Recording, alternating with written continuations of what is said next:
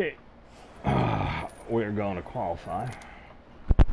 Oh, yeah, we're in the ARCA series because I normally would not have gone on.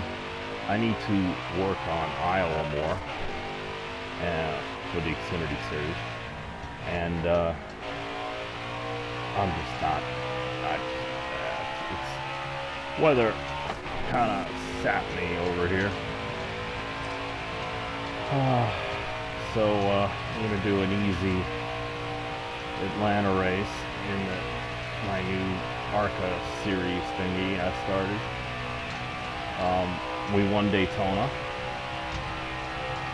No surprise there.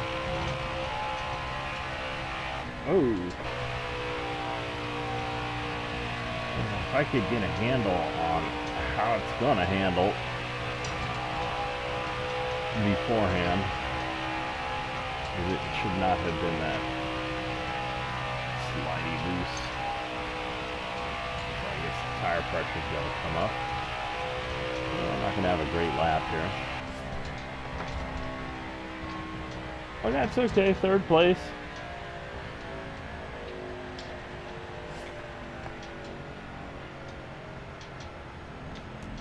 That's perfectly fine. We are literally like half a second faster than the field in this new setup, which I built last year. And this is one of the most successful of the new version setups.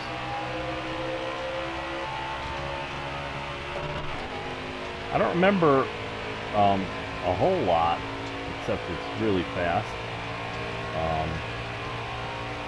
It's weird. It's loose,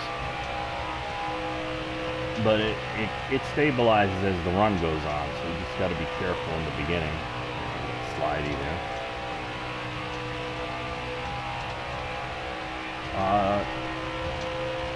In times one, as it is, you know, you can go 50 laps. So if you run times two, just cut everything in half. You know, so instead of 50 laps, you got like 25 laps of gas. And the goal at every racetrack is to run a full tank of gas on your tires. Atlanta, this version of it is extremely hard on tires. It tends to eat them up. If you watch my right side tires, the tire wear, when I get into the 70s and it goes like over to 79, you watch, it's like one lap and you lose 10% on the tires. As you see, you know, I'm coming up end of lap 3 and I only lose 3 and 4% on the right side tires. Yeah, that changes.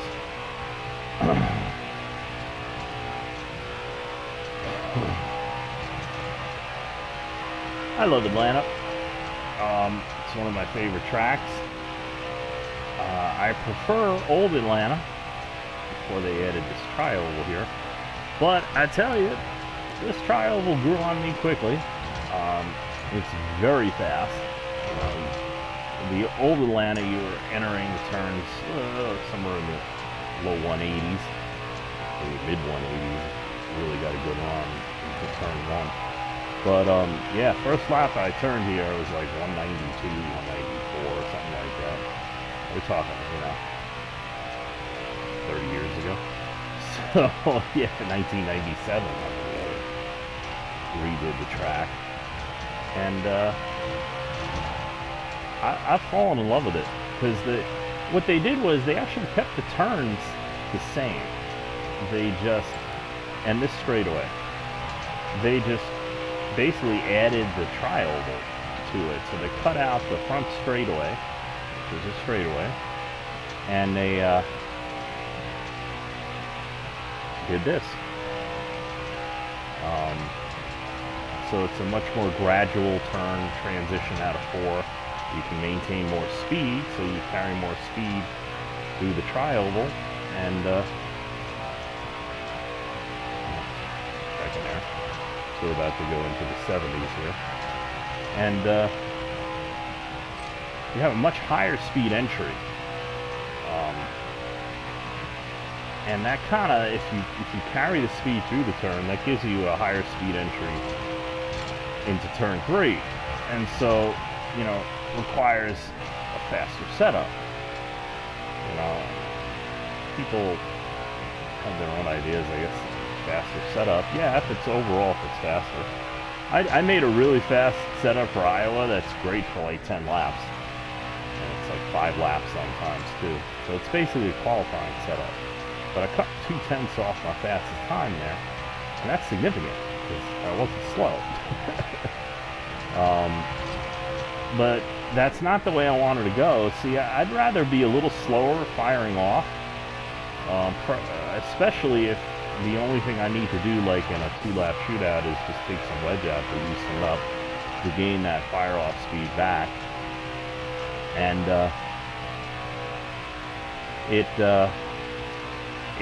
you know, I'm working on it, you know, and I can't get it right. It's weird. It's a weird setup. You know, they say in order to get it set up faster, a lot of times you have to unbalance it more. So you know, I unbalanced it, which, you know, so it's like as soon as the tires wear a little bit, I lose all grip and normal handling. And now I got to figure out how to keep as much speed as I can through the run and not lose the handling. So, like this setup, I worked a lot on it and had a lot of issues with it.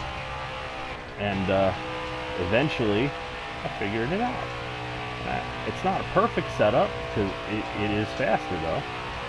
If you notice, my corner exit speeds, you know, have been like 180 since the drop of the run. Allow me to. Oh, see, I slid there because I was looking at the. I hit the curb and because I was looking at the tire wear. See, we like 2 laps ago we were 83%. Now we're 72. So tire wear. Big deal. The left sides don't wear as hard as fast as the right side, so that's to bear in mind. We'll probably end up having about 40 something on the left at the end of the run, or when the tires wear out. But we did 12 laps, so we did 12 laps at 30%. It's not quite a third of the way. So let's do some calculating. Because I only ran this setup once or twice before. It's fine-tuned. You see, I got my temps right on 250. I could cut them down. Probably help me not be so slidey starting off. But lower the tape, tightens it up in the Xfinity car.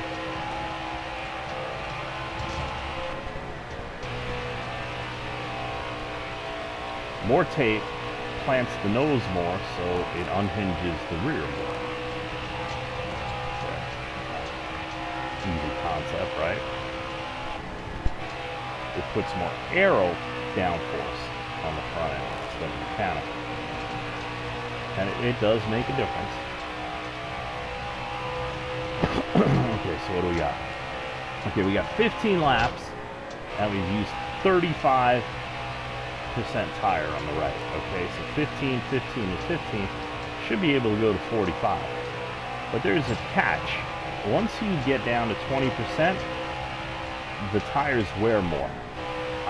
It's different at every track, but once you hit 20% at Atlanta, if you can get 4, 5, 6 laps out of it, you're lucky. So we can definitely go another 35, right? 70, so that's 30 laps and a little and more. Could we go 40? Probably not. I think I remember going 37 last time, which is significant. But if you're running on times 2, you cut that in half, and that's like 18 to 19 laps, which is a lot in your Xfinity car. If you kind of do fuel saving mode and you slow yourself down, like running in 4th gear, and if you have it tuned right, because if you wear one tire more than the other, you're gonna you mess up. You still got to pit, right? So you gotta have both tires. See, both right sides are fairly even, right? 59, 59 there. And we have no problems handling. We got 15-second lead. We're lapping guys, and we're only 18 laps in, which is about real life, you know. That's what happens at this track before they paved it.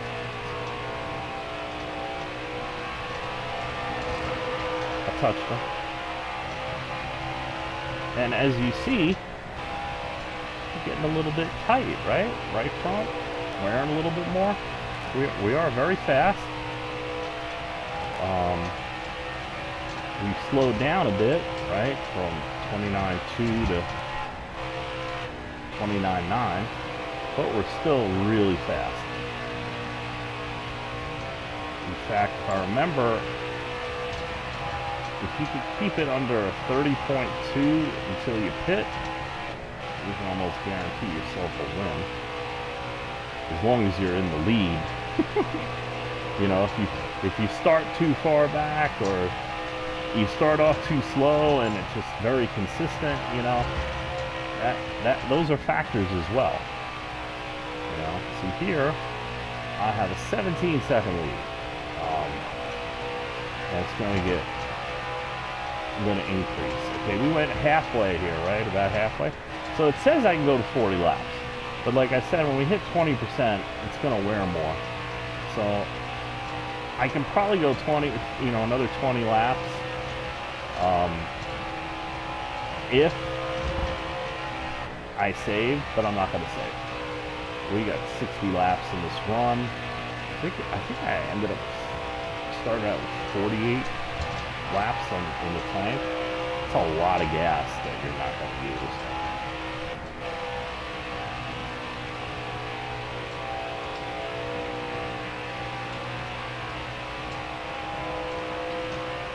So I am loose, even though I'm running a little tight, but that little tight tells me that there's a little bit more speed in the setup. Ideally, you want it to be, you know, like 1% loose. Because as it gets down, yeah, like there, as it gets down to, you know, the lower percentages on the right side tires, you're gonna have it be harder to handle out of the turns. It's gonna want to dig in too much. We're still good.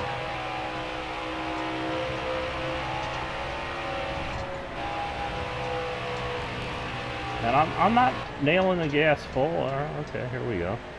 Well, we're not going to find out that wrong.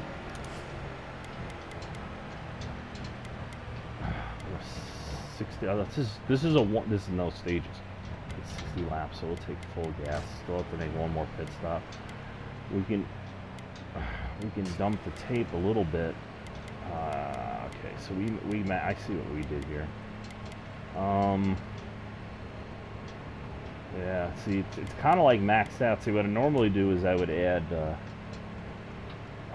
half pound to the right side, both right side tires.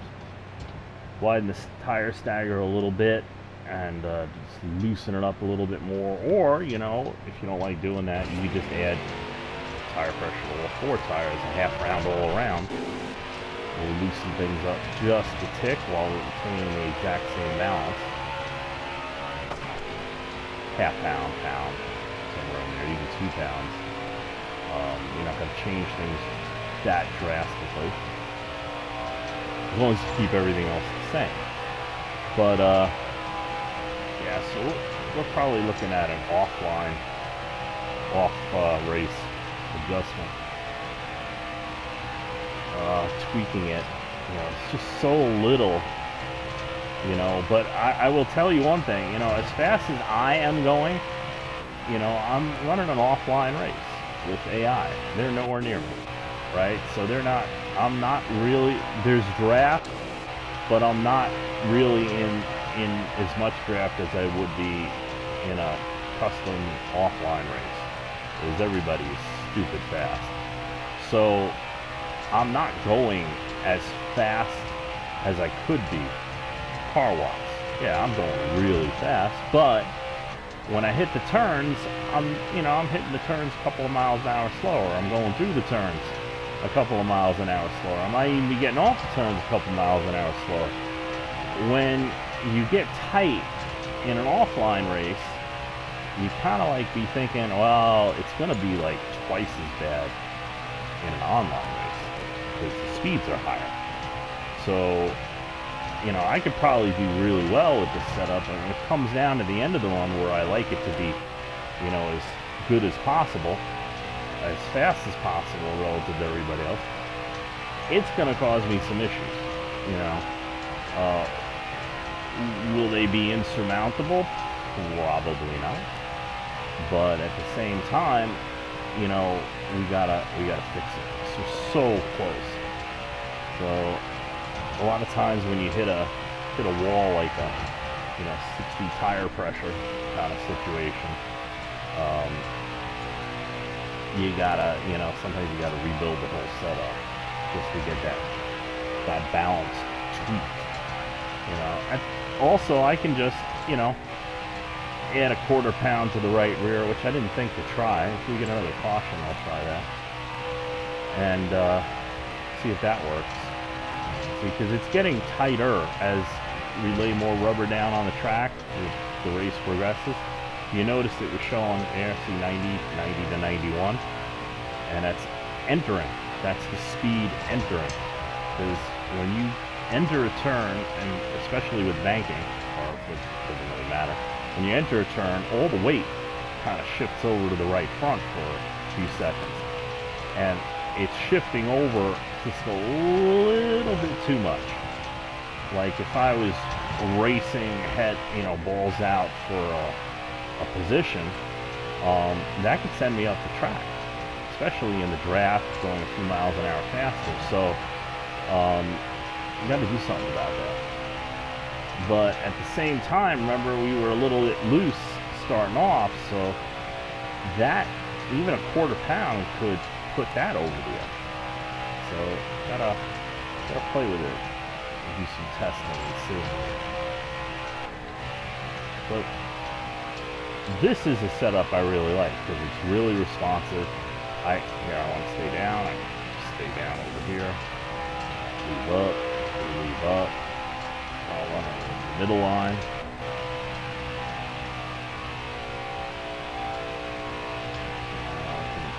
Put it anywhere I want. I can drive it anywhere I want. Look at the tire wear. It's within 1%, which is more than acceptable. It's just I know when you have to push it on super old tires, yeah, that makes a real big difference. Especially when you get it under 20%. It's like when you get it under 20%, everything changes. The handling changes on the car. Everything is exaggerated. And any of your problems, loose or tight, get worse typically. So you can tune for it. I've had to deal with that mostly at Phoenix and here. You can tune for it because like at Phoenix you really need the tires to, it always comes down to tires, and you at least once during the race, if not for the win, then somewhere else. And you gotta, if they're wearing even, if you enter the pits and they're like 1% and 2%, that's about as good as it gets, and that's the goal. But if you enter the pits at Phoenix and you're like 30 on the right front and then 5 on the right rear, and you're like, you ain't gonna make another lap. Yeah, you left laps on the table there, and you also left speed.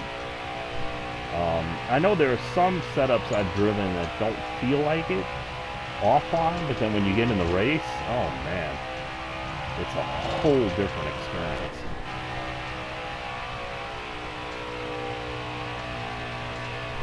Yeah, bottom line is, as much testing as I do offline, there is no substitute for racing online.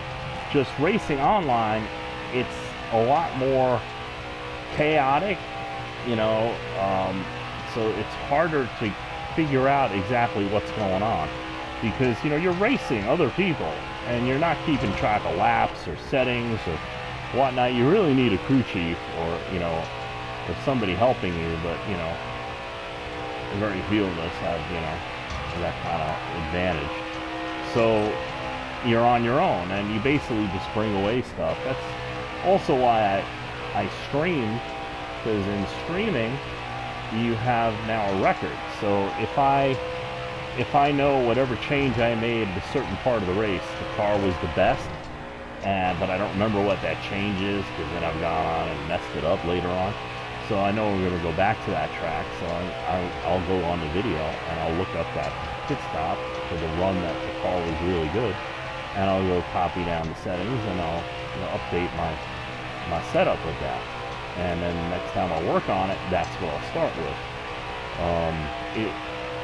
If you did a good job, it's the last run, so it's the last pit stop. But, you know, it doesn't always work out that way. Some tracks change a lot. Some tracks, they don't change very much. Sometimes, you know, you don't realize it. You're right on the cusp of totally changing the handling of your car with one little click, and then you do that little click in race, and then you're like, well, whose car is this? This is totally different. And that happens. And sometimes it happens when you don't do anything to it, because the track changes and the game reflects that. So there's a whole bunch of reasons to keep a record. If you know, you watch real racing, you got Cup Series racing, trucks, ARCA, old K&N, late models, somebody is keeping track of everything that's going on with the car. And typically it's more than one person, you know, it's keeping notes during a race, because the driver can't. You know, the driver has impressions, and the driver, you know, can answer a lot of questions, but a lot of times, you know, if you're in the middle of a 10-lap battle with somebody, you probably ain't gonna remember what your engine temps were. And that's not a good time to ask the driver for stuff like that. You know, so, you know, you have a tremendous advantage in racing. It takes a whole village, as it were, you know, to get a car in victory lane. And when the guys talk about, you know, thankful to their team and stuff, they mean it, because they know they can't keep track of all that stuff. And most of the guys that, especially the older guys that race at the Cup level, even at the truck and Xfinity level, or even an ARCA, they can probably build their own cars and, you know, repair them and modify them and do all the, you know a lot of cool stuff. But you can't do everything, you know. Some guy has to get behind the wheel, and that has to be his job mainly, you know. Doesn't mean that, you know, if you get into a wreck and you want to get the car back in a race, that he doesn't have to help out. I mean, famously, Dale Earnhardt used to, you know, he wanted to help get back on the track faster. He grabbed a wrench or a hammer or whatever was needed, and, you know, to help get the car back in shape to get on the track to gain points, because he was all about championships. You know, he said it many times. You win a lot of races, and that's great. Winning races is good. It's great. It's good for the sport. It's good for yourself. Good for your team. Good for your sponsors. But championships are where it's at, because that takes you and allows you to compete on a whole other level. And when you get to that point, you start to realize, you know what, this guy cut me off. Well, you know what, I don't want to wreck myself getting back at him. And then you pick your battles, you know, you pick your spots, and it's not, you don't have to contest every spot on the track all the time. That's a crazy person, you know. It's just not necessary. You're overburdening yourself, your car, and everything with you know, call it New York taxi driver kind of skills. Now, if you're racing somebody for a spot, and it's important for you to be in that spot, Like, if you want a stage win, you're coming down the last 10 laps, yeah, you know, do whatever, you know, do what you got to do. But if it's, you know, lap 5, and you're like, you know, if your thought process is like, well, you know, this guy, every time we come to this track, he just runs away with it, so I'm just going to keep him behind me. You know, when the green flag drops, it's like, that's a losing strategy, because you're probably going to, number one, piss him off.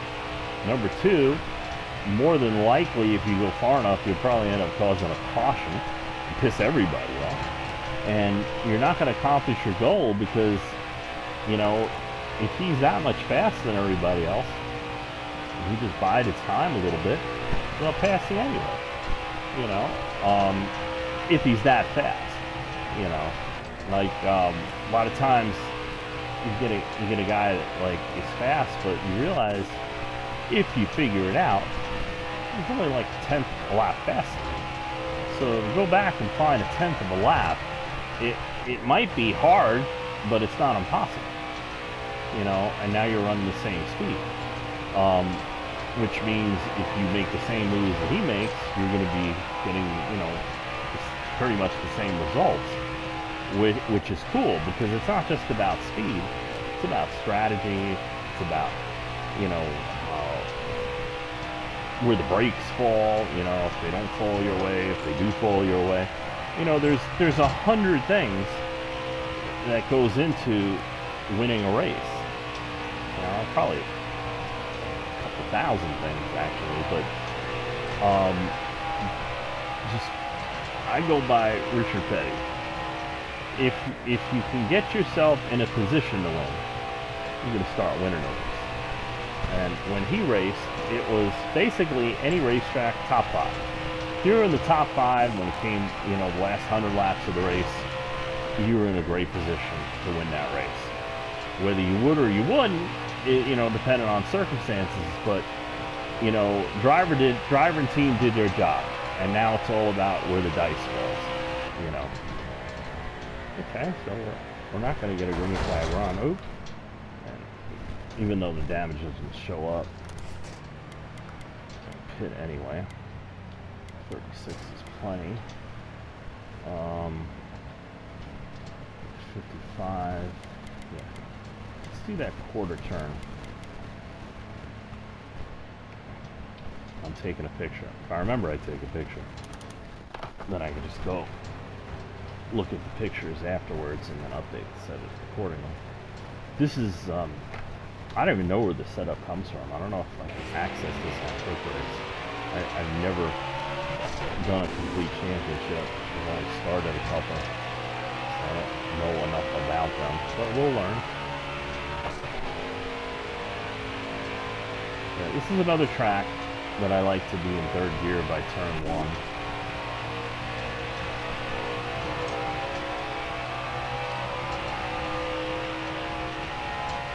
You know, so like at Daytona and Talladega, I can probably, you know, run the gear out a little bit more, but a little weird there.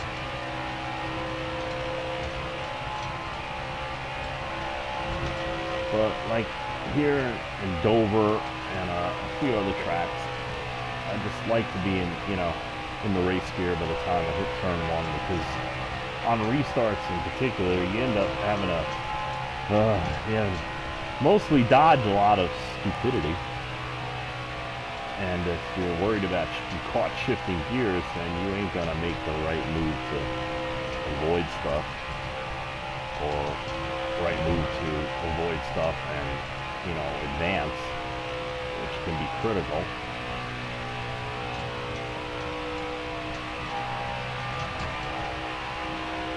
So he's good. I know there are guys that can run in the 28s, but you know, one step at a time. I mean, if I could pick what I wanted the thing to run and the setup would just magically adjust itself, you know, I'd be like, okay, well, you know, my fastest is a 29.1. I know guys that have run 28.8s and 7s, not on the updated versions of the game by themselves, but I'd be like, yeah, so let's go 28.5. anything. Curious what that setup would be. Wouldn't that be great if you had a setup thing like that?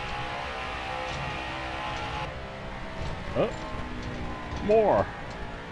So if I pit, no one's pitting, right? So if I pit, I will be 15. 23 laps to go. Let's go for it.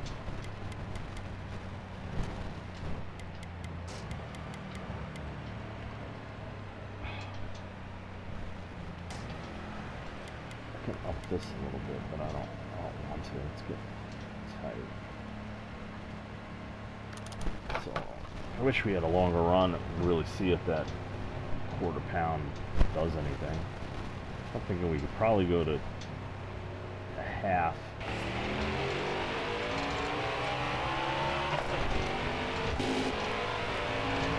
We'll see what happens. Hey, 20 laps to go in the second race of the ARCA season. See if we can make 2 in a row. I'm starting at 14th. We're foot to the floor and made no ground. Yeah. These guys aren't old tires. But I'm on the brake a lot here. Let's see if we can get through here. Around 61. See, guys like this in real life piss me off. Yeah, adios. See how long I can be off the gas and still be right on the bumper.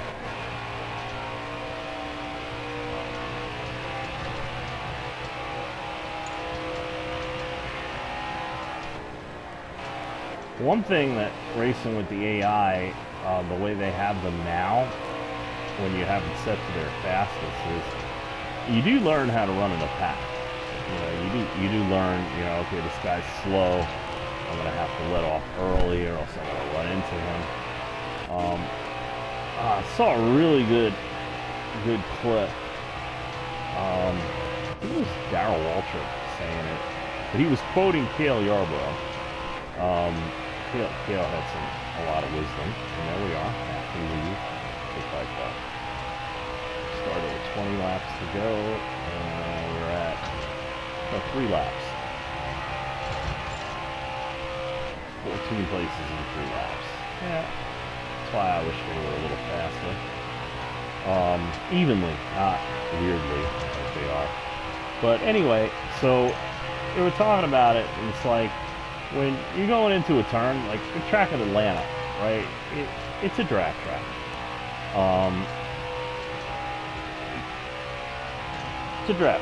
So like you're running in the line like a lot of guys, a lot of leagues do here, and everybody runs that bottom. But when you're running this fast, if you look at the speedometer, here I'm gonna run the bottom here like it's Talladega, right now you're gonna land. Look at the speedometer. See it? 2 miles an hour slower exiting. You gotta slow you down. That'll help the guys behind you catch you quicker. See, this is because of the tri-oval, it's more like a late apex turn. So you're gonna hold the gas longer with a wider entry. So same thing here. Alright?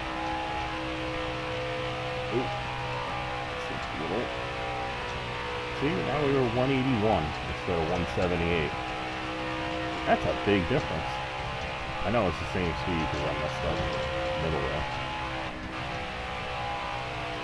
I messed that up too. But, you know, by pushing it, by trying to push it, you know, you lose speed a lot of times. Now, at the end of a race, you know, things are different. Which is why I try not to have somebody right behind me at the end of the race. If I do something like that, boom, then it gets right by me. I'm wondering if my quarter pound. It's turning really well.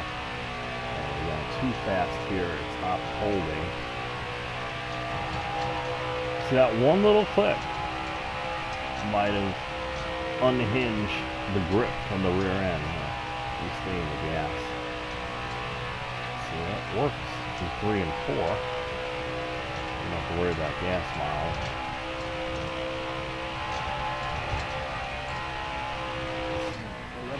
and then just ease back into it.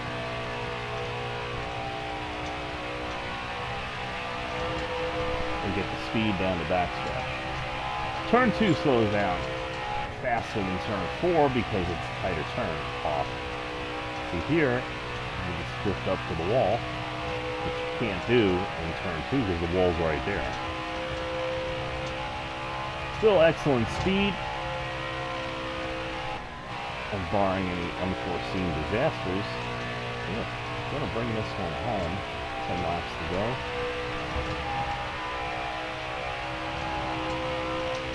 Yeah, so that complicates things. Oh, another one. Oh, I'm tired of pitting. We already came up through the field, so let's just do a heat cycle of tires. See if that quarter pound helped or hurt us a little bit.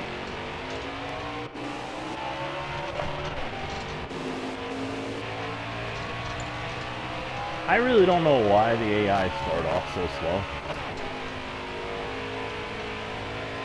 It's always been a mystery to me. I think even, when I tried the defaults,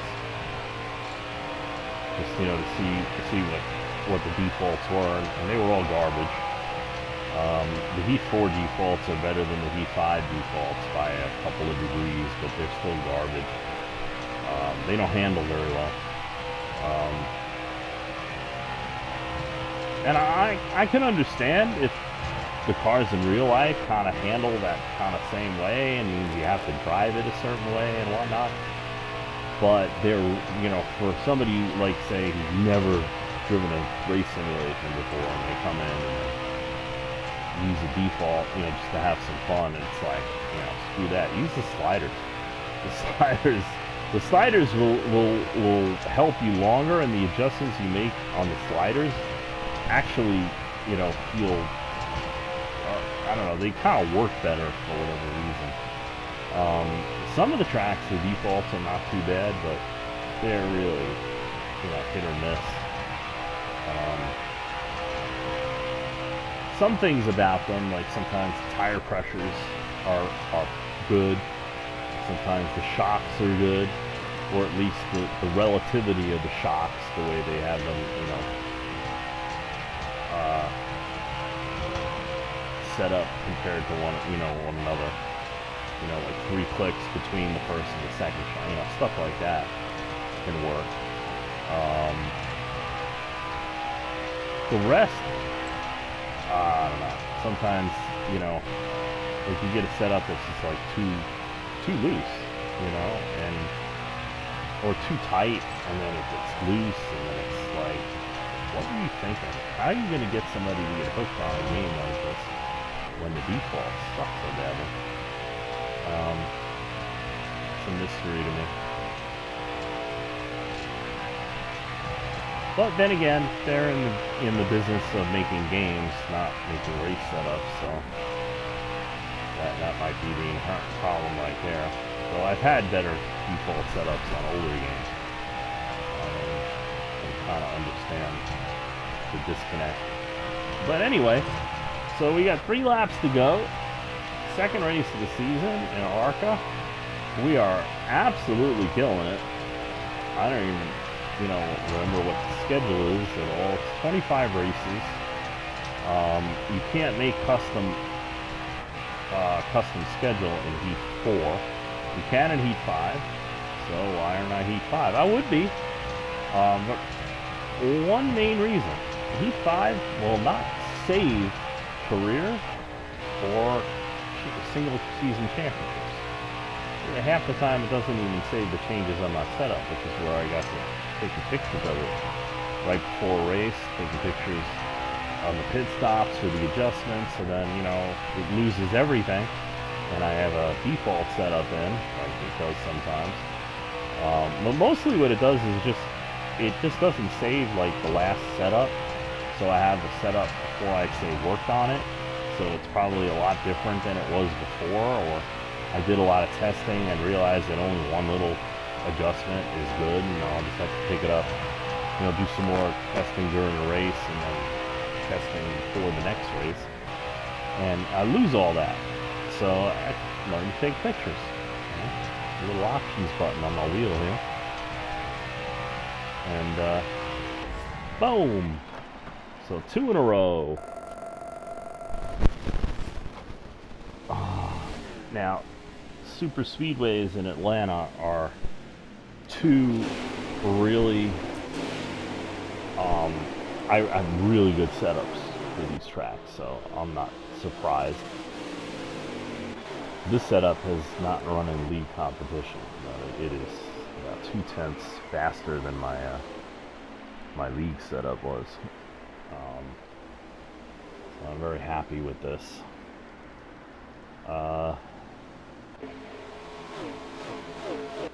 I'd like to get all the setups like this. You know, that's my ultimate goal. A lot of cautions here. Wow, boring. I led the whole thing pretty much. Sorry, you know. But at least maybe, you know, you guys pick up something, you know, like the line. Something to help you make you faster, make you better, have more fun, you know.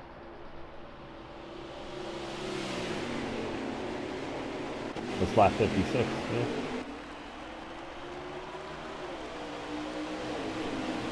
I don't even know how many laps there were. I thought there were 60. Was it 80?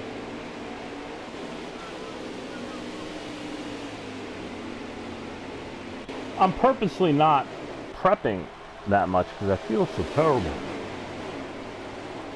I was stifling a yawn. That's, you know, one of the things that what I have is takes all your energy out of you.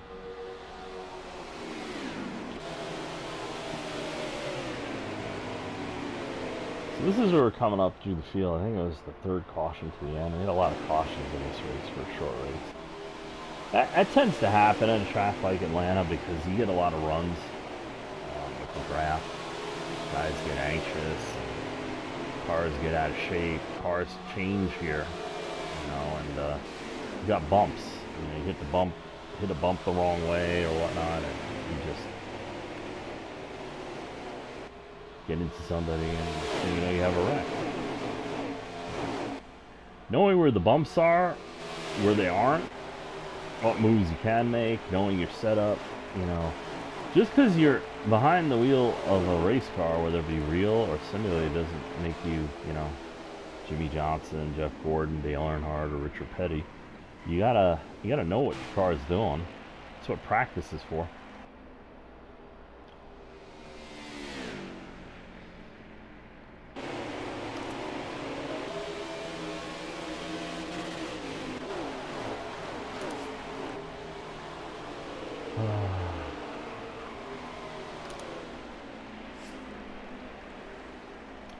Two wins.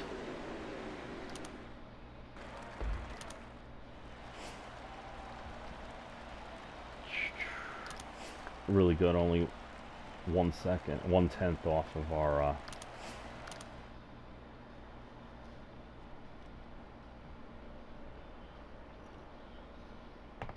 only 1/10 off our record for here. Okay, so next race will be Vegas. So here's the schedule. So Vegas, Phoenix, Auto Club, Texas, Bristol, Richmond, Talladega, Charlotte Speedway, yes. I hate the Roval. Dover, Pocono, Michigan, Iowa, Kentucky, and I love Chicagoland. Watkins Glen, Mid-Ohio, Road America. Yeah, it's 4.5 miles, so it's only 23 laps. Darlington, Indy, the Roval right at the end of the season. Kansas and Homestead. Oh, Homestead. It'd be nice if they had a different track as the last track, but it is what it is. So anyway, thank you for watching. Please like, share, subscribe, comments, questions, anything. Let me know. Have a good night.